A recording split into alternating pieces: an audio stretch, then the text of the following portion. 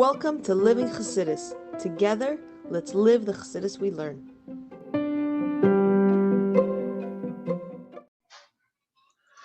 Morning, everybody, and welcome to Chassidus in the Morning, 50 minutes to change your life.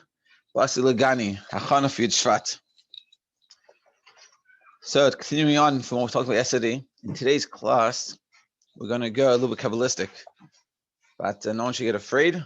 I hope at the end of this, we will appreciate a little bit more understanding, because one of the reasons why we need to learn these things and understand these things is to give us a better understanding of God. Because you can say Hashem, and it means Hashem. It's one, so to speak, one circle, and that's all that exists. But Chassidus talks about different levels in Elikus, in G-dliness, which gives you an appreciation. It's like, so to speak, saying a car versus discussing all the parts of the car. They're all part of the car, but it gives you a better understanding, better appreciation for the car. So too, when we talk about God and G-dliness, Elikus, we could just say there's Elikus and there's G-dliness.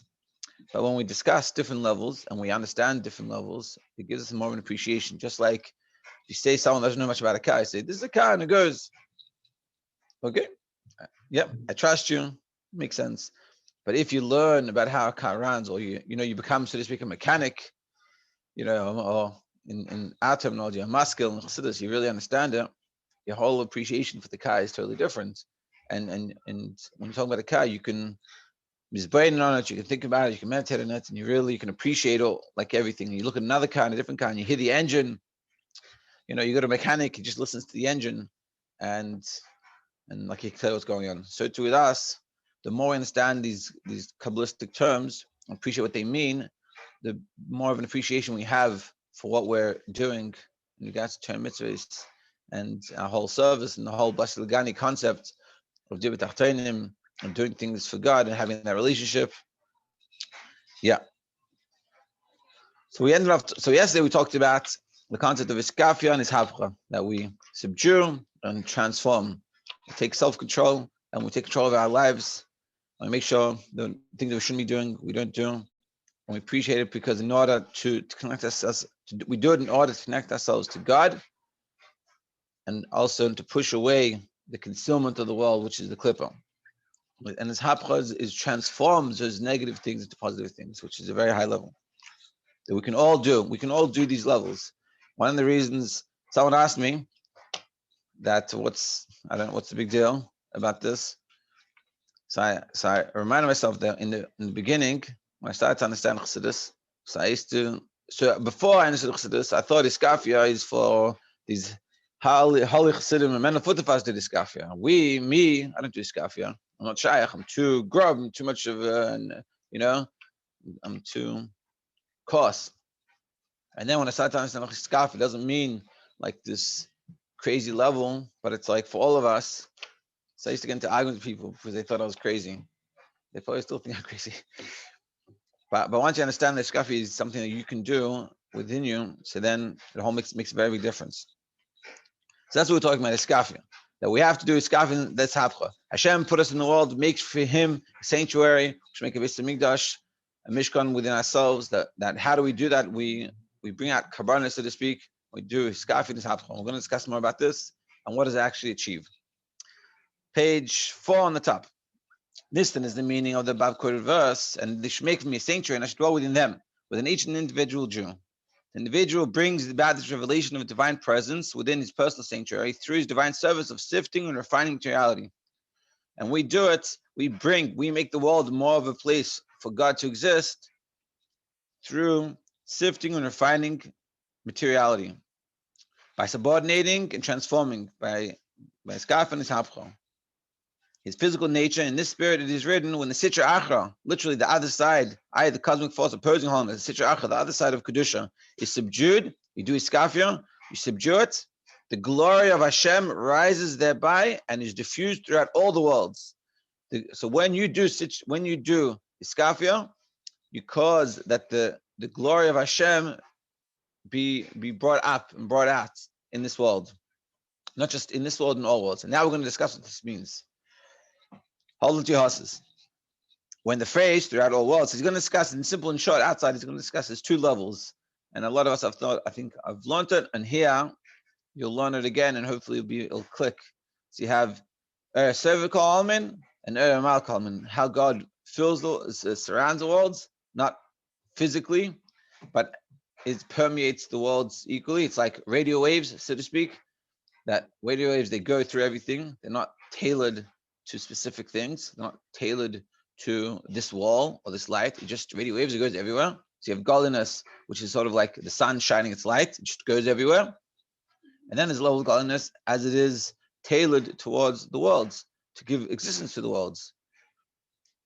And that's essentially in short. And each world, so when you talk about the light that goes to each world, it's tailored, it's called Mamalika Almin, so each world gets differently. What in the highest worlds that we talk about, in Atzilus, receives infinitely more than what we get in Asiya. Atzilus, and we'll discuss, is much greater, much closer to God, much more sensitive to God than us. But then there's a light that's totally way above all these levels, which is Seva Kalman, which it goes everywhere. The first one talks about in Tanya is chapter 48. And he says Seva doesn't mean that it surrounds it, but it means it just goes, it doesn't tailor itself to it. And it's like the light of the sun, just shines. It doesn't tailor itself to a specific place. Or Mount Everest, not Mount Everest, Niagara Falls. That water is not tailored for you to drink. Try to get your cup in there. It's not going to happen. It's total water. Whereas then you have, when it's mitzamtzim and it's brought down in Mamalik Almin, which is like the water coming out of your tap. It's very tailored. But the only problem with that parable is that water, the birth of water. Whereas here, the likus of cervical almin is a way above and beyond our capabilities. And because if we would be able to tap into it for a second, we just would cease to exist as separate entities of godliness. It would just be cervical almin. Let's discuss this. When the phrase throughout all worlds is used by the Zayar, as we said, that through doing iskafia, we said this, with the glory of God rises thereby throughout all worlds. So we're going to discuss, what does it mean all worlds? So in the phrase throughout all worlds is used, it intends to describe the level of divine light that is diffused equally in all worlds, i.e. the transcendent order of divine illumination in the Kabbalah is called Seva Kalman. So what happens when you do iskafia? Think about this, and this is a meditation we can have when we wake up in the morning or before we're going to do something. Realize if you have that self-control, if you decide to make the right decision, and you say, you know what, I should really go learn something. I should really be nicer to the person. I shouldn't say that lashon hara. That's one of the examples Tanya gives. I shouldn't say that lashon hara. I shouldn't eat that. I should eat something healthy for breakfast or for lunch, for dinner. And you're like, whatever, it's so hard. You say, if I do that, I cause divine light to spread itself out throughout all worlds. What divine light? The divine light of Seva Kalman. Not the light that tailors itself for different levels, but the light that's way above everything. And we're going to discuss what this means. The light of Seva Kalman is unique. The spiritual world exists at various levels. In the higher realms, the divine light shines forth in overt revelation. In the higher worlds, you have light that goes more revealed.